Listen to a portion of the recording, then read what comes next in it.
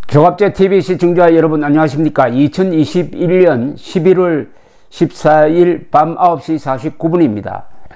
내년 3월 9일에 서울 종로구 국회의원 보궐선거도 대통령 선거와 같이 치러집니다. 이 종로구가 왜 공석이 되었느냐 하면은 이낙연 민주당 전 대표가 대통령 선거 경선에 출마하면서 여기서 물러났습니다. 그래서 3월 9일 보궐선거가 있는데 벌써 상당히 이 초점이 되고 있습니다. 여러 사람이 거론되고 있습니다. 그래서 뉴데일리에서 지난 12일 종로 구민 501명을 상대로 조사를 했습니다. 물론 유권자를 상대로 조사를 했는데 여러 거론되는 사람 중에서 누가 가장 지명도가 있느냐라는 조사겠죠, 사실은. 그런데 흥미로운 결과가 나왔습니다.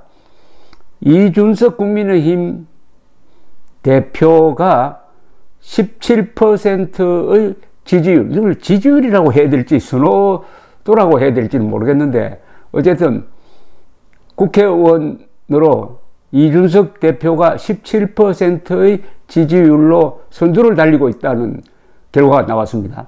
2위는 원희룡 전 지사입니다. 원희룡 전 지사는 이번 국민의힘 경선 과정에서 스타가 된 사람입니다. 그 다음에 3등이 추미애 13.3%, 4등이 임종석 전 비서실장 11.2%, 그 다음에 5등이 나경원 전 원내대표 10.9%. 이렇게 어떻게 보면은 빅5가 되네요. 나경원, 임종석, 추미애, 원희룡, 이준석. 이어서 박영선 전 중소벤처기업부 장관 8.8%, 최재형 전 감사원장도 7.4%입니다. 김영종 전 종로구청장 6.9%, 지지 후보가 없다 4.3%, 기타 2.7%, 잘 모르겠다 3.2% 등등인데 남성 응답자들 가운데 이준석 대표에 대한 지지율이 22.5%로 가장 높았다고 합니다. 이준석 대표는 지나친 페미니즘에 대해서 좀 비판적 입장을 취하는 것과 관계가 있지 않을까 생각이 듭니다. 남성 응답자들 가운데 두 번째 지지율은 원희룡 16.7%, 이어서 추미애 10.9, 임종석 9.3, 최재형 9.0, 나경원 8.7, 박영선 7.9, 김명종 7.1%입니다. 여성들 사이에서는 추미애 전 장관이 15.6%로 가장 높은 지지를 보이고 2위 임종석 그리고 나경원 순으로 되어 있습니다. 지역별로는 삼청동, 부암동, 평창동, 가회동에서 이준석 대표가 18.2%로 가장 높았고 그 다음이 원희룡 전 지사 16.6%,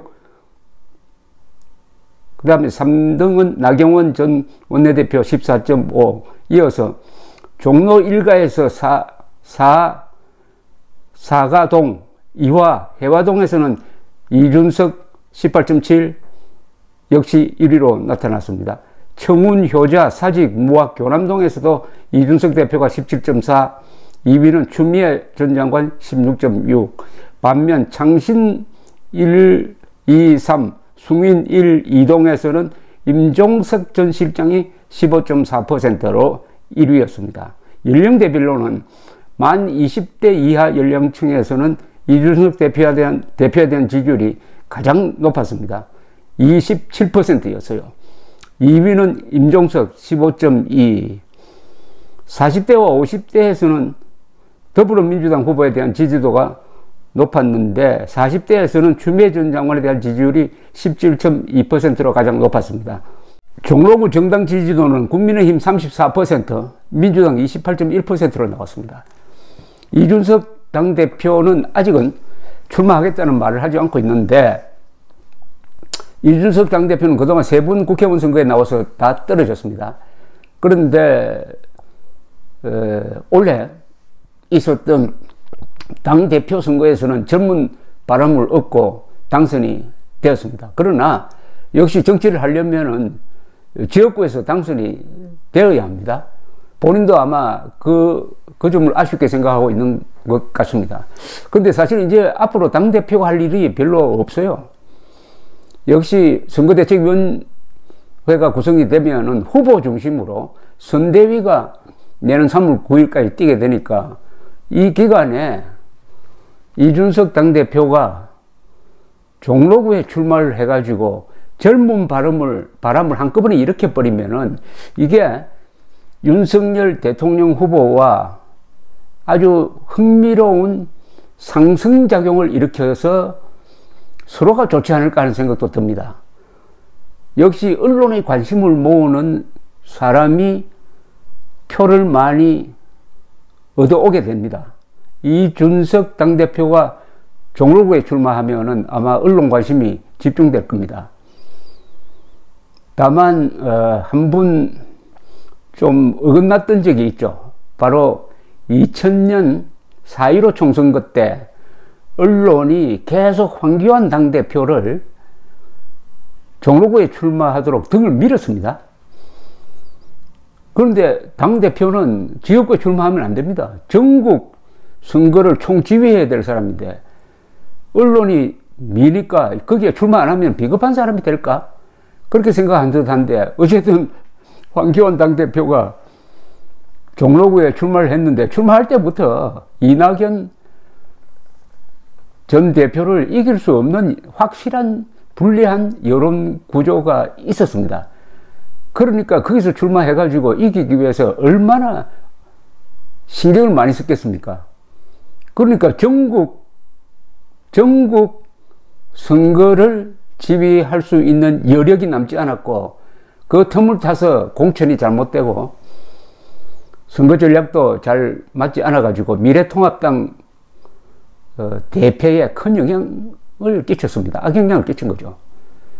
어떻게 보면은 황교안 대표도 언론 말을 듣다가 실수한 경우에 해당되는데 이준석 당대표의 경우는 조금 그것과는 다르지 않을까 하는 생각이 듭니다. 어찌되었든 내년 3월 9일 선거에서 이준석 그리고 윤석열 두 사람이 새 발음을 일으킨다면은 상호간의 지지율의 상승작용이 일어날 것 같은 느낌은 듭니다. 감사합니다.